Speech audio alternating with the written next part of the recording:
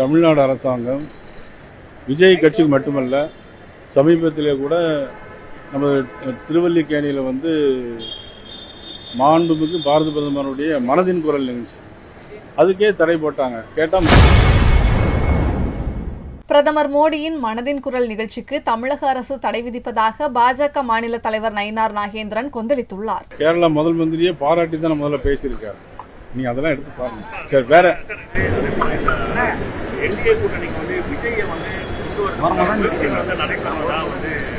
அதெல்லாம் நான் ஒரு வருஷம் டைம் இருக்கு, அதை பார்த்துட்டு நம்ம பண்ணி. அதே போல விஜய் செல்லக்கூடிய நிகழ்ச்சிகள் காவல்துறை அதிகமா தடை போடுவதாகவும் தடை போடுறதா சொல்லிட்டு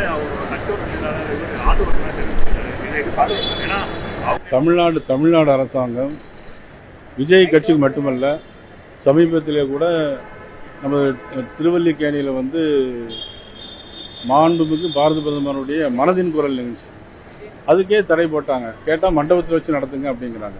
தமிழ்நாடு அரசாங்கம் எல்லாத்துக்குமே தடை போட்டுட்டு இருக்குது.